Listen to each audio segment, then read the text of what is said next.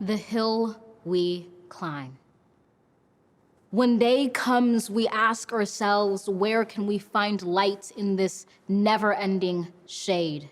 The loss we carry, a sea we must wade. We've braved the belly of the beast. We've learned that quiet isn't always peace, and the norms and notions of what just isn't always just is. And yet the dawn is ours before we knew it. Somehow we do it. Somehow we've weathered and witnessed a nation that isn't broken, but simply unfinished. We, the successors of a country and a time where a skinny Black girl descended from slaves and raised by a single mother can dream of becoming president, only to find herself reciting for one. And yes, we are far from polished, far from pristine, but this doesn't mean we are striving to form a union that is perfect. We are striving to forge our union with purpose, to compose a country committed to all cultures, colors, and characters of man.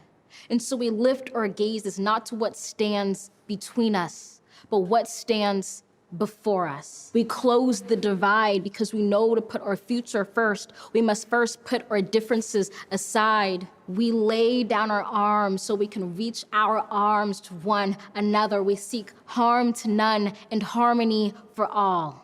Let the globe, if nothing else, say this is true.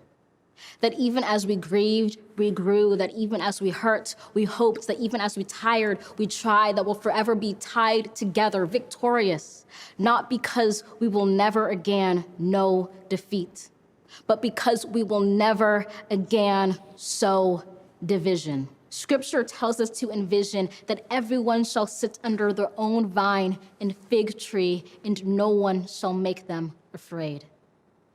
If we're to live up to our own time, then victory won't lie in the blade, but in all the bridges we've made. That is the promised glade, the hill we climb, if only we dare it, because being American is more than a pride we inherit. It's the past we step into and how we repair it.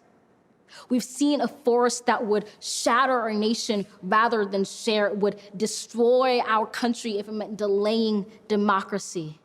And this effort very nearly succeeded. But while democracy can be periodically delayed, it can never be permanently defeated. In this truth, in this faith, we trust. For while we have our eyes on the future, history has its eyes on us. This is the era of just redemption. We feared it at its inception. We did not feel prepared to be the heirs of such a terrifying hour. But within it, we found the power to author a new chapter, to offer hope and laughter to ourselves. So while once we asked, how could we possibly prevail over catastrophe?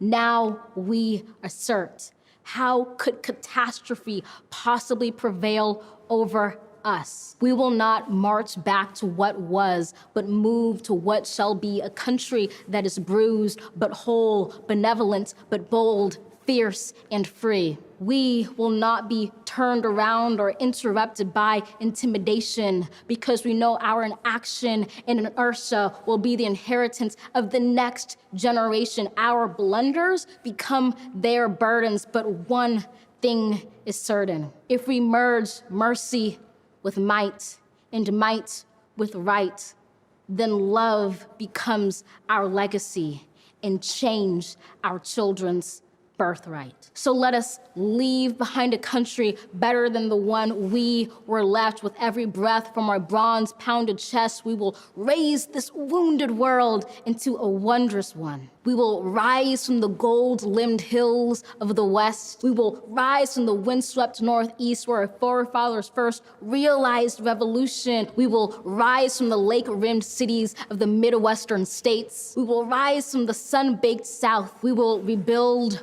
reconcile, and recover in every nook of our nation, in every corner called our country. Our people, diverse and dutiful, will emerge battered but beautiful.